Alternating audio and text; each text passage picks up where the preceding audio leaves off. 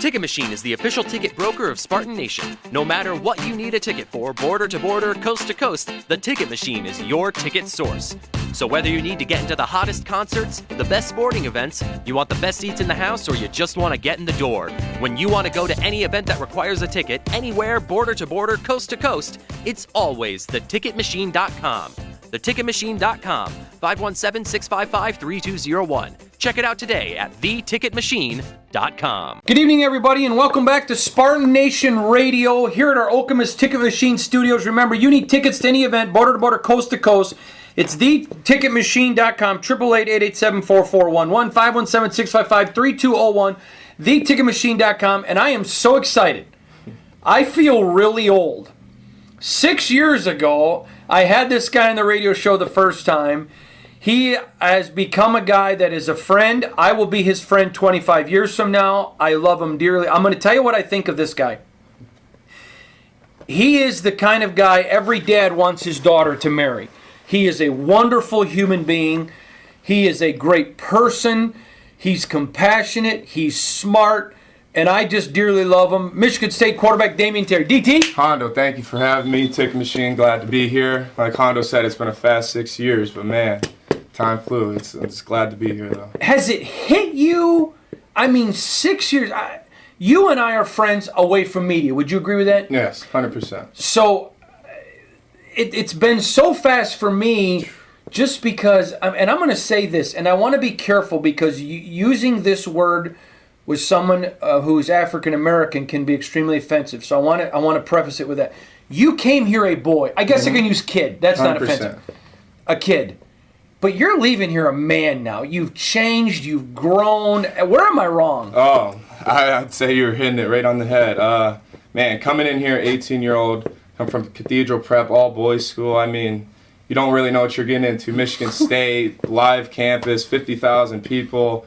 Man, I mean, I just was wandering around. I guess I kind of got lost in it at first. And then first game, man, that memory just sticks with me. I'll never forget everyone screaming my name. I really did not understand. Like, I didn't know what to do. It was some of the weirdest, craziest atmosphere I've ever been a part of. But, man, this past 6 years have meant everything to me. All the ups and all the downs have really, like you said, turned me into the man I am today. And just glad to be here. Glad I went through it. Well, I love you as a friend, but I want to go back and set aside media for a moment, and I want to share with the fans, because I never share, you know this, but they don't necessarily. When I'm friends with guys, as long as there's no microphone, it's private. Right. I don't ever share it. But can I share one moment that was not media? Please. My favorite moment of you. Please. You come here from Cathedral Prep. You are on campus a week, and you text me and say, Hondo, girls. And I just remember, Never because forget. Coming from all boys to weird. Michigan State, I mean, talk about being set free in a candy store. It's so weird. And like you said, in class, I'm used to just 30 of my best friends. We're all goofing around. We had laptops that Cathedral Prep provided for us. So coming in here, I remember like one of my first classes, it was in Brody, the lecture hall. And it was just 200 people. There was girls walking in. And it's almost like I forgot how to talk to them. I mean, it was just, I'm so used to like goofing around. Almost like being at school was just like being at a practice all day with your best friends. So, I mean, it was a culture shock for me and definitely took a lot of adjustments. But, man, I love everyone I came across and crossed paths with here and met so many great people and so many opportunities. I want to go back to your first spring because there were the fans were screaming, "We want Terry," and I don't think they understand, and I want to ask you this to help high-profile freshmen who come in the future. Yep. Fans need to be careful because putting a lot of pressure on a kid isn't really fair because there's a bunch of people ahead of them, and it's a big step to learn a playbook quick. Am I being fair? Exactly. I think you're spot on, especially from a quarterback perspective. The Michigan State playbook, I know you guys heard Theo and Rocky start talking about it a little bit. There is so much to learn. I mean, so much concept, so much of. They really want to know why we're doing it, or you have to tell them as a quarterback why you're doing it. I'll never forget this past year. Me, Brian, and Messiah were all just watching film with the wideouts. Coach Warner had to leave, so Coach D came in for a little, and then he just called each of us to go up there, and it's just stuff like that you learn here. But man, the playbook is unbelievable, and it's a lot of pressure for sure, especially because you get the fans. They're more anxious to see you, and so if you don't live up to those expectations, they might be a little harder on you, but you never set those for yourself. That was just everyone else. But, I mean, you live with it, and, I mean, it's a lot of pressure, but it's not bad. Pressure can create diamonds. I want to talk about your mom. Everyone knows I wrote a story about your mom. I love your mother. I genuinely just really love Shelby. And Nevaeh, I love. Am I pronouncing that right? Yes, Nevaeh. Well, that's what I thought, but I have been criticized for saying I say it wrongly. No, that's right. You're spot on, Nevaeh, heaven backwards. Yep. And I love your family. I love your mom has never made it about football. Mm-mm. You've never stopped being her baby boy. Exactly. And I want to ask you, and you tell me if I'm wrong, so many parents miss it. Their child becomes a football player, and then all of a sudden they start thinking NFL. They don't realize, 2%, 1% of college football players make it to the league. There's a better chance of getting a scholarship to go to college than getting to the league. It's such a rare few. And then they start seeing the dollar signs. Your mom, I mean, I'll never forget the first time I interviewed her, she said, I just want Damion to get an education. That's all I ask for. If nothing else, I just want that. I mean, can you look, I want to say this nicely. There's a lot of good parents at Michigan State. Oh, yeah. But there are a lot who aren't. Oh, yeah.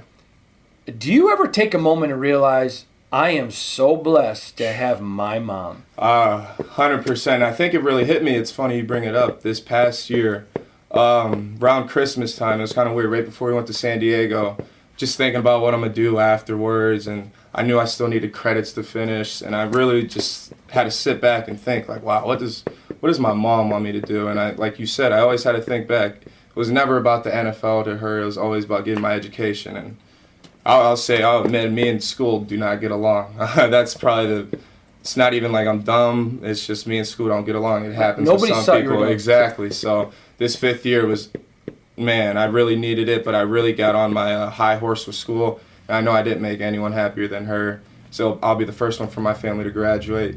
She's coming up here May 4th, and she couldn't be excited. She's texting me every single day, like, just asking me about it and what should she wear and, like, stuff like that. But that lady means the world to me. That's my rock, and I can't wait to walk across that stage.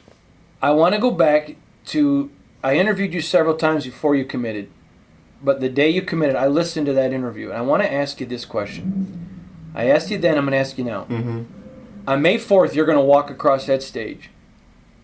The first member of your family is going to be given a college degree, and I don't think you've given it, earned it. Earned it. But given it the degree. For sure. What is that moment going to be like when you step off the stage and you hand it to your mother? Woo! Very emotional. Not going to lie. She's definitely going to be crying. I already know. I'll hear her voice so distinctly when I walk across that stage because she's going to be so happy. She's going to be screaming so like a church mother. Exactly. And then I just remember when I was little playing in basketball, football, no matter how loud the crowds were, how silent they were, I always heard her voice whenever she like screamed or got excited. So I know in the Breslin Arena how loud it's going to be, but I'll hear her voice so just distinctly. And then walking off that stage, giving her, my granny, like my sister, it's going to be good motivation for her because I know she's like gymnastics right now and stuff like that. So it's just like a extra milestone she's going to have to get now, but I know she will. But my mom is going to be so excited. And like you said, first one in the family. It's going to be like a weight off my shoulders, honestly, but I'm so excited. And what'd you major in? Advertising. So I love it. I came here, I started business. But I got out of the business school and wanted to stay something along those lines. So it was either marketing or advertising, and I chose advertising, and I love every second of it. My last class is actually this Thursday. Have a group project, and that's it. So it's exciting times. Nevaeh, your sister, is just the sweetest little girl in the world. I adore her. But She'd love that. But I have to ask you, she is DT's main fan. She is. I think she would rather you be on the sideline than out on the field because then she's closer to you. 100%. She can yell at you. How awesome is it to look in her eyes and you are her Joe Montana? It is. It's amazing. I hear stories all the time when I'm up here. Like my mom called me a couple weeks ago saying she got caught. She's learned how to use a computer now. She looked me up on Google, and her teacher came and looked at her screen. Was like, "What are you doing? Who's that?" Because I don't. It's like she goes to Harbor Creek now. It's kind of out in the county. She's like, "Oh, that's my brother." And the guy's like, "Wait, that's your brother?" And it's just funny hearing stories like that. Knowing I mean the world to her. I'm just trying to be a positive light.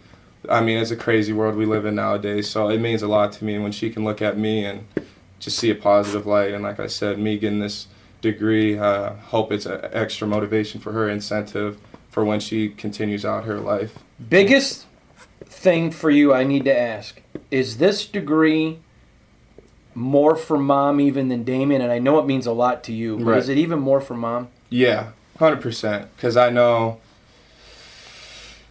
what it means to her. Just because she had to drop out of high school, she had me when she was 16, so she never got that opportunity really because I was her right hand. And your mom is a brain. Exactly. She would have killed it in college. Exactly. I know she would have. So I just know how much it means to her. So I feel like when I get this degree, it should say her name on it too. But she's going to be so happy, and I'm so excited for that moment. Well, we love Nevaeh and Shelby, and we got a lot more with DT in the house here at the Ticket Machine when we come back. Welcome back to the Ticket Machine here at our Okemos studios. Remember, you need tickets to any event, border to border, coast to coast, theticketmachine.com.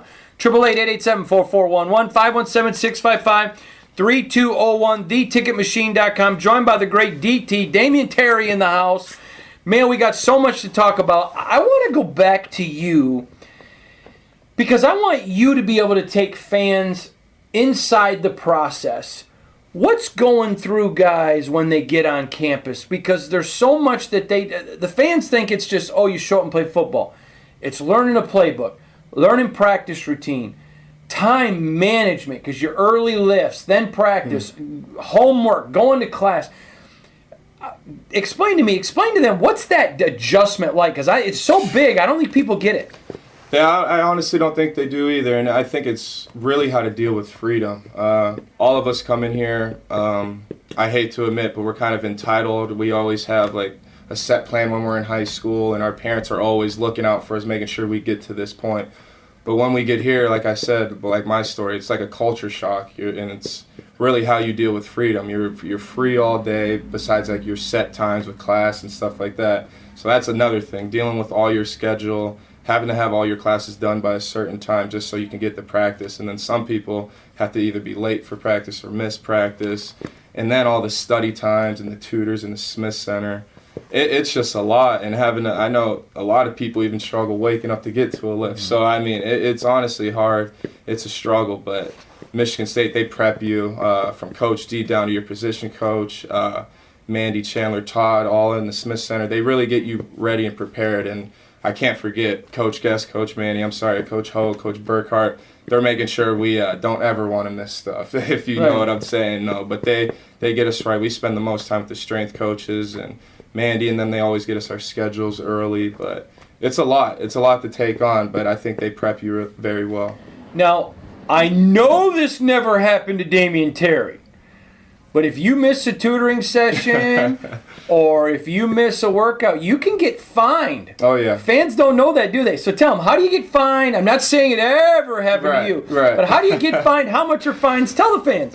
So it works on like a system. So your first fine, I think it's like $10 or $15, and then the second one, it just adds up. And so how they take it from you is we get our scholarship checks once every month or something like that, and you'll just get it, and it'll be like late tutor fee. And if you miss it, I think it's a complete 30 or 40, but I'm not perfect. It's happened to me, unfortunately, but I got my act together. But it takes a toll on you, but I think a lot of kids nowadays, they don't let it get to that point.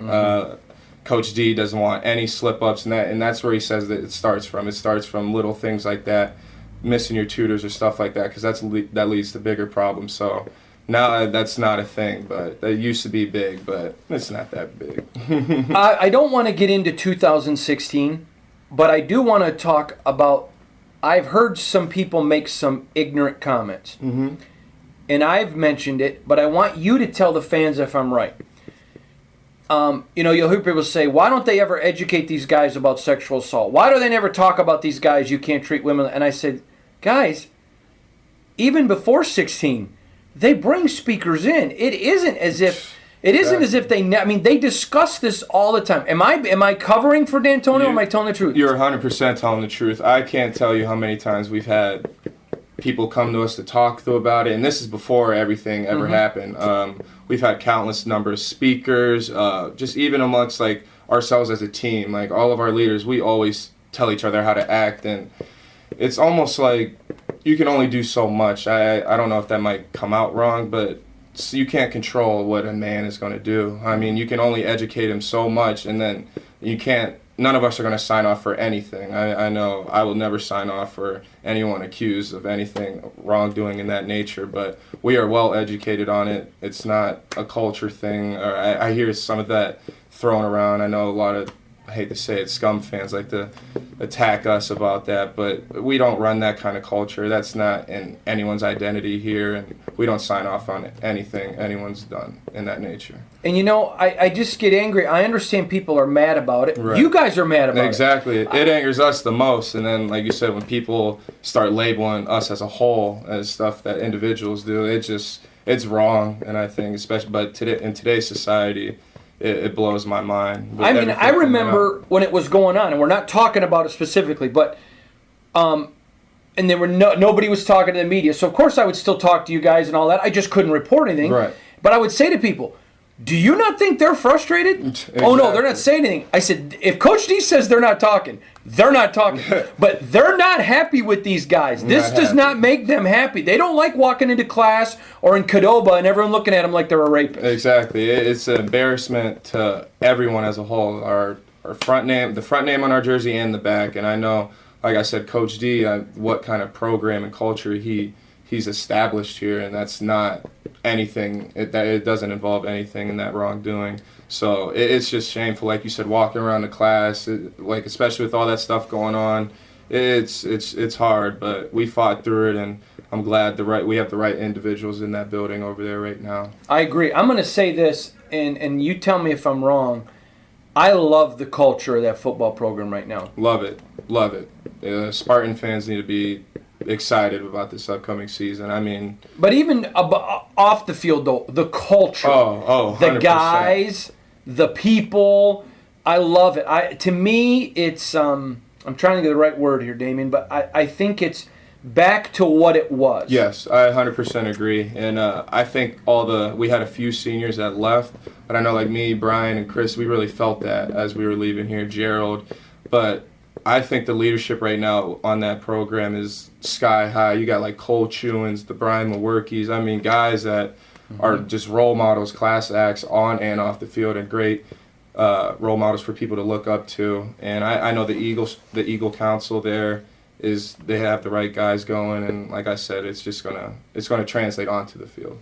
So last year, I predicted this coming season's captains. And I'm going to tell you who I predicted. You tell me if you disagree. Okay. I think there'll be 3. I think everyone. Bocce, Lewerke, Kari Willis. 100%. Hit it right on. You're spot on. Brian, first of all, I think just everything he's done on the field and off. Like you said, he's a great leader. A lot of people follow him. He has great expectations. And then Bocce, I mean, who doesn't want to follow that man? That man will leave it all on the field for you, and like I said, off the field too. He checks all the boxes. And Kari's like the vocal one. I mean, Kari really came out of his shell, I'd say, last year, and a lot of people were like surprised. They were like and wanted to follow him. But Kari, he's going to do great things, and I think he's made huge strides on the field as well. And he's going to have a huge senior year. But I think you're spot on, and those 3 are going to lead Michigan State. I'm going to be stunned. I don't even know if it's the NFL. But Kari Willis is going to do something big with his life. I bet one day I'm going to pull the lever for him for president or something. He is just one of those guys you look at and say, he's special, yes. Right or wrong? Yes, you're right. It's just his tone he sets, and everyone, like you said, he's well respected on the field. He handles everybody, the business. Everyone. Offense, defense, black, white, does not coach, matter. Everybody loves Kari. Exactly. Kari's the man, and I really think he would take or embrace that if he got voted captain, and I know he wouldn't let any of his teammates or coaches and even Spartan Nation down.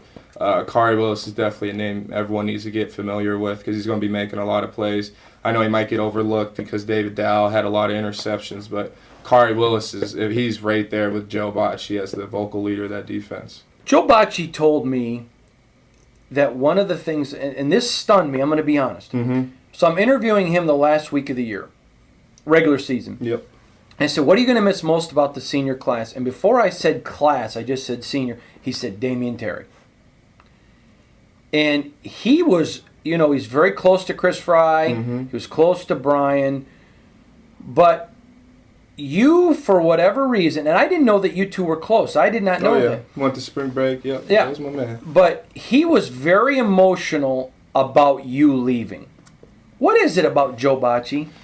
Man, Joe, I think everyone saw it kind of when he got here. He kind of just had this swagger about him that everyone knew, like, oh, that man's going to be something special. He just got the Michigan State way, I'd say, right away. Riley actually kind of took him under his wing, and it was kind of translating everything they were doing off the field, like staying in the weight room. If anyone knows Riley, all he's doing is lifting weights. And Joe you'd see him all the time. You'd see him all the time in there lifting with them. But Joe really... I think I wouldn't say it shocked the players as much as it shocked like the fans as much, but we kind of knew what kind of season he was going to have. But Joe Bocci's special, and even off the field, he impacts a lot of people, and I know everyone in that locker room respects him and likes him as a man. He's a good person, too. He is. All right, we'll be back with the great Damion Terry. When we come back, you're listening to the Spartan Nation Radio Network from here in our Okemos Ticket Machine studios. We'll be right back. Welcome back to our Ticket Machine studios here in Okemos. For more of Spartan Nation Radio, remember, you need tickets to any event, border to border, coast to coast. It's always theticketmachine.com, 888-887-4411, 517-655-3201, or theticketmachine.com. Now, Damion, when you came in, look at all the memorabilia. That court is the court from the 2000 National Championship winning team. He actually bought that court. Wow, I did not. How cool is this place? Is this not like the ultimate man cave? Awesome. And then you look over here at some refreshments. I didn't even notice that over there. I'm actually kind of upset you didn't invite me kind of earlier. I'm disappointed you didn't notice that. It's all right. I saw that. Yeah. I want to dig in now with you. I want this segment to really be about you. I said earlier you came in a kid, you're leaving a man. How have these 5 years changed Damion Terry? If you would have told me 5 years ago, I'd be happy with who I am now. I mean, in a sense that I'm not going to the NFL or my career didn't play out how I imagined it, and you told me I'd be happy, I'd have said you're out of your mind. But there was so much, and at such a young age, you don't realize like how much you can learn and get better as a man and learn more about yourself through your hard times and like hardships. And I really feel just like all my injuries and everything else I had to go through, whether that's school or something, really turned me into like who I am today. And I can honestly say I'm glad that kind of happened to me, and whether that, like I said, injury or anything, but I love Michigan State and everything it's turned me to. I want to go back to starting your fourth year, and I don't even know if you'll remember this interview, but I interviewed you and I said, doesn't it feel nice to finally be healthy? There are some guys that get injured and they're injury prone and they're not tough. Right. Then there are the Damion Terrys that are tough as nails. And with you, it was different injury. And I literally remember one of your coaches saying, I feel so bad, nobody works harder, and then it's different injuries. Or maybe the same thing, but a different part of that thing. I mean, did you ever look up at heaven and say, okay, what the hell's the deal here? Seriously, okay, that's exactly how I felt. Because I never got hurt. I had one knee scope in high school when I was little. And then here, I couldn't catch a break. It was honestly unbelievable. I don't think everyone knows, but so I had my torn labrum in the spring game. Everyone saw that. Exactly a year later, I had my grade 3 AC joint sprain, and I didn't get surgery on that. And we never get hit in practice, so I was never able to test it out. So we let that. I didn't get anything. And then a year after that, in practice, a week before the spring game, that's when I thought I was healthy. That's when I tore my meniscus in my knee. So I played, no one knows this, but I played that spring game with a torn meniscus, and it was me versus Tyler, and everyone's, oh, we want to see how it's going.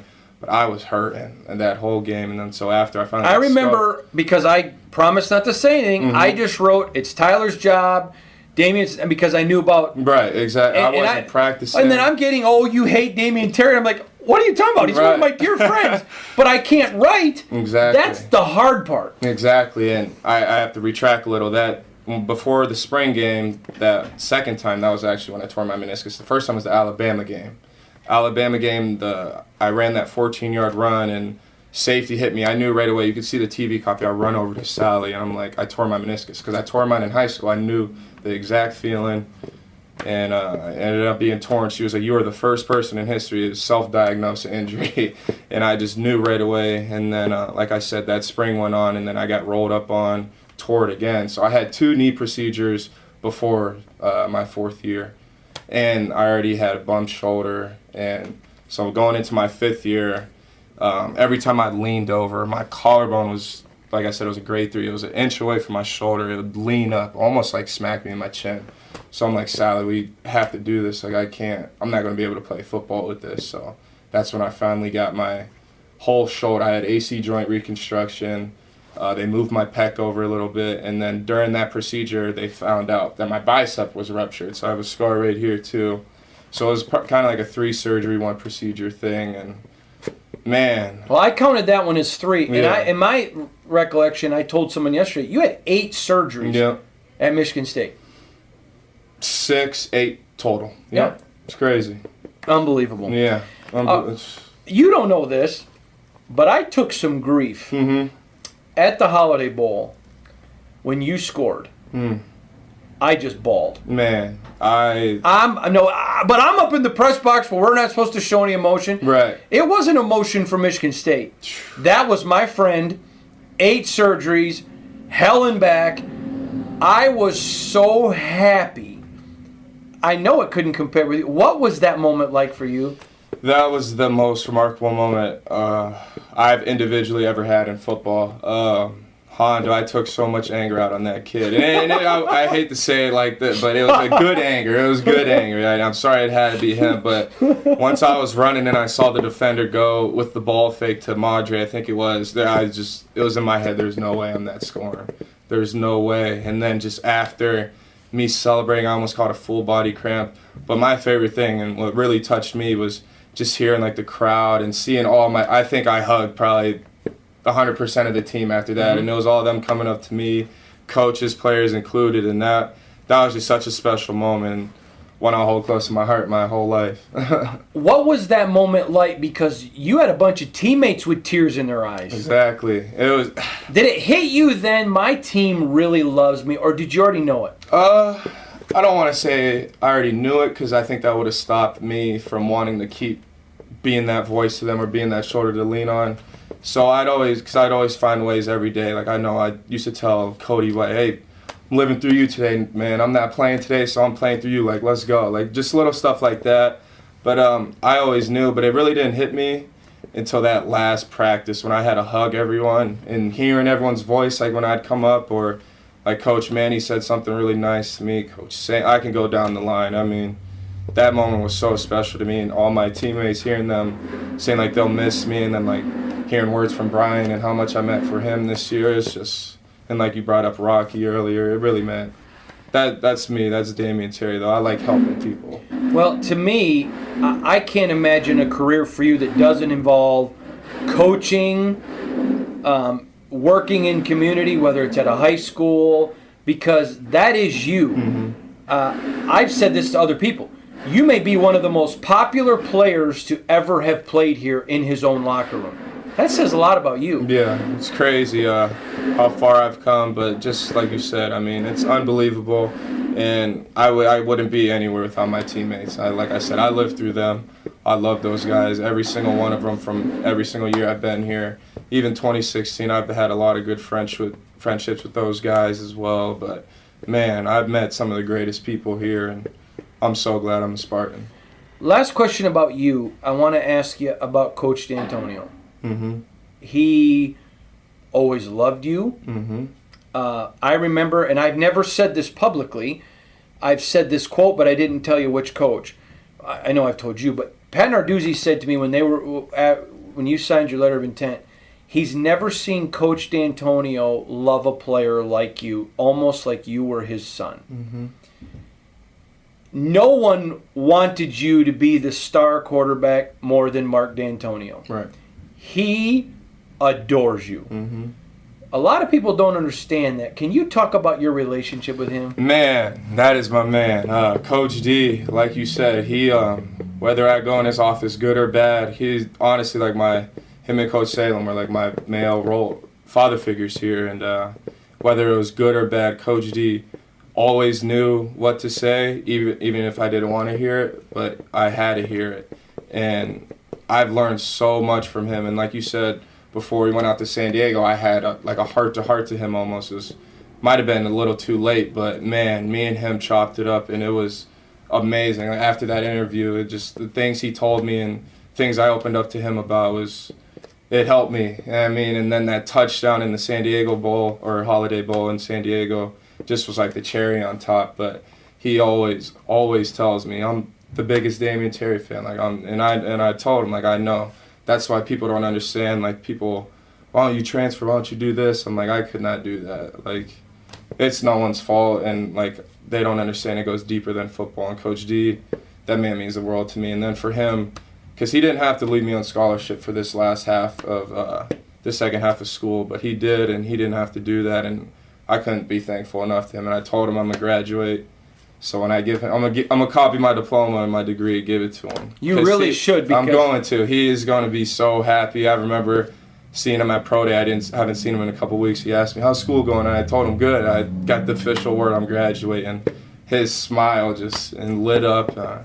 Always ask about my mom, but I love Coach D. And he loves you. Yeah. And I think that's something people don't understand is the love he has for the players. Right.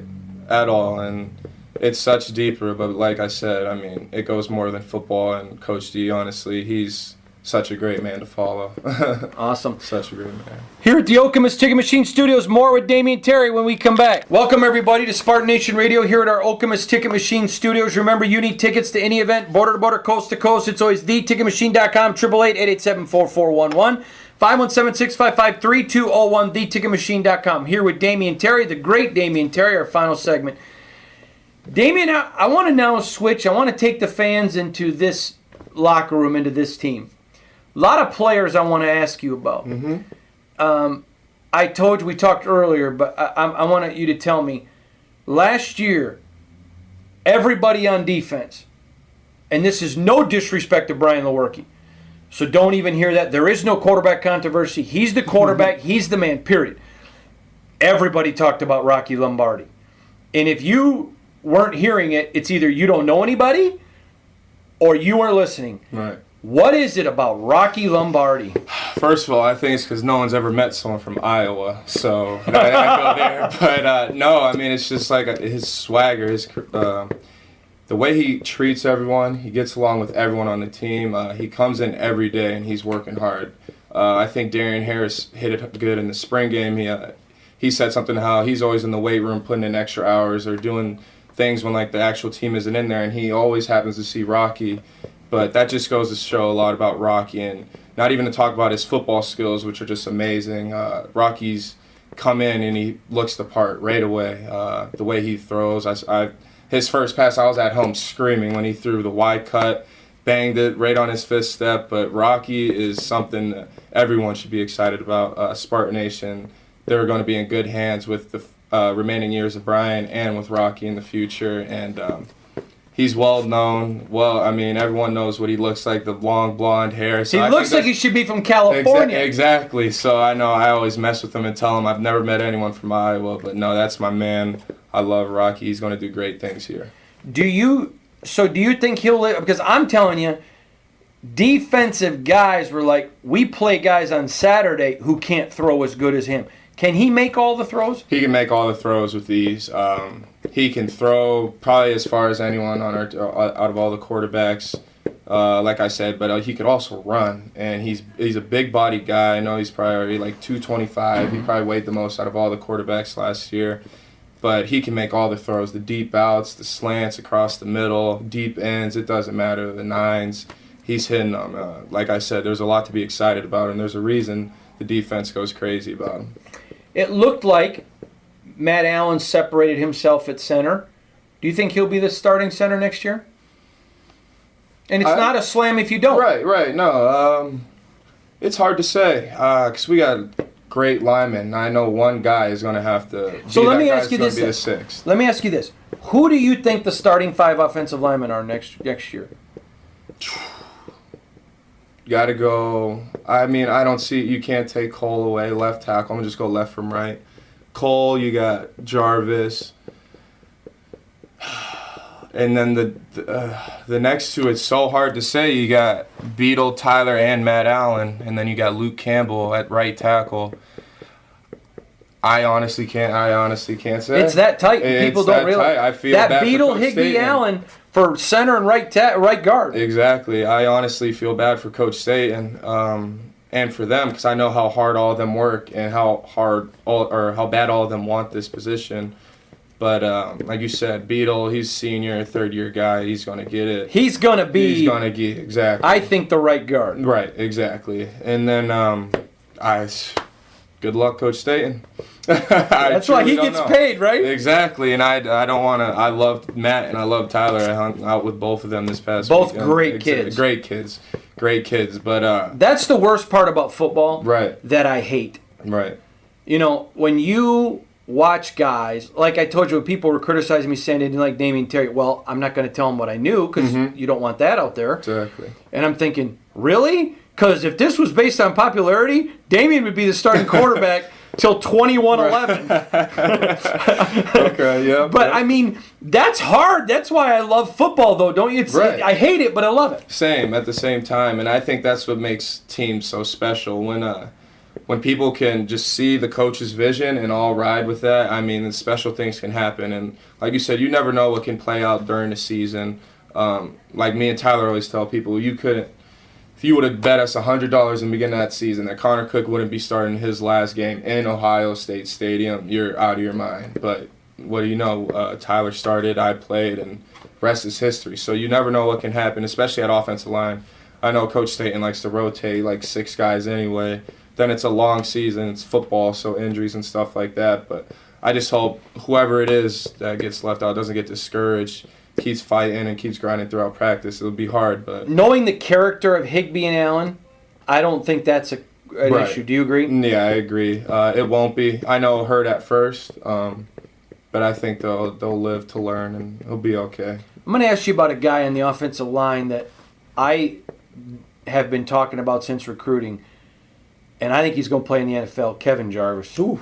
That guy's a beast. Will you explain to the fans how good he is? That guy, so Coach Salem, that's one of Coach Salem's favorites. So he would always let us know all the quarterbacks last year of just how strong. We weren't. It's something you don't notice, but when he gets his hands on people in the trenches and really gets his feet under them and puts it all together, there's not a lot of people that are getting off of him. So I think he's made tremendous strides this spring. He's going to keep making those. Kevin Jarvis is he's one of the people, if we're retracting, who really made me feel like he always tells me, even to this day, how much I impacted him and just stuff like that. And I love Jarvis, and that's my man. And I'm really looking forward to big things for him. I'm excited for his future here. One more offensive player, then I want to switch to defense.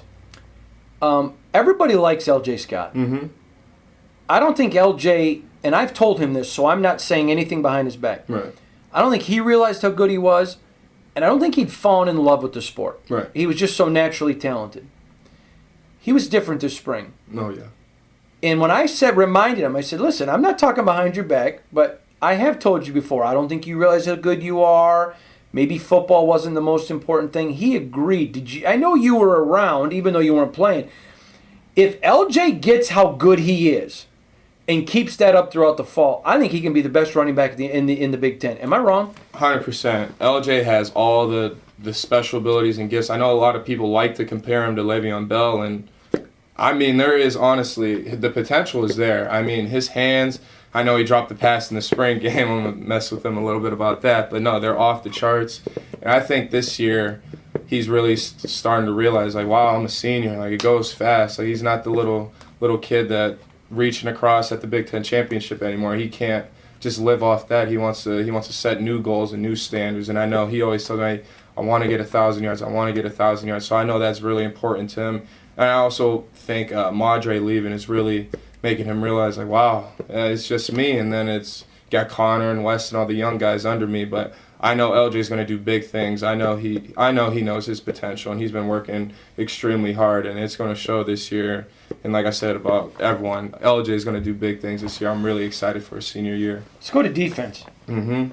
Antoine Simmons is the real deal. Yes. Do you agree or disagree? I agree. Talk about a kid who's fearless, because he's not the biggest linebacker.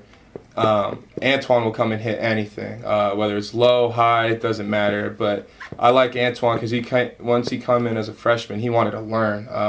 One of my good friends was Shane Jones, and he was always asking him, like, hey, what is this, or what's this blitz package? Why are we running this, and stuff like that. So seeing him eager to learn at a young age was really inspiring.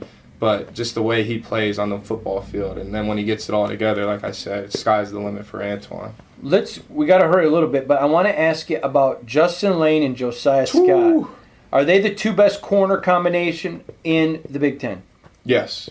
And second best in MSU. Oh, I don't know. In my time, behind Trey and I don't think they're Darquez. Trey and Darquez. Yeah, no. They have potential to get there, but I wouldn't go that far yet either. I mean, you can't knock 2 first-round picks, but there's a reason a lot of people compare them to, and they have the most potential in the world. Just seeing the strides Justin Lane made this past year after switching from receiver to cornerback was unbelievable, and I think he's going to have a big year. Then Josiah Scott, man, he irritated the quarterback so much, and because true freshman, we're going to pick on him, but Josiah showed right from the beginning that he belongs here, and I think those two, they are going to cause problems in the Big Ten this year. Last player I want to ask you about, and I think this may surprise you, but I think he has star potential. Dominique Long. Do you agree with me? I agree, 100%. Dom, he's a funny guy. Special teams, he does his thing. I mean, he is so, I don't know how to say it, his body type. He looks almost like Monte Nicholson. So everyone knew when he got here that he has potential in the world. You could see it too. I know he's even been a receiver for a little bit last year, but safety, he's doing good. Corner, maybe.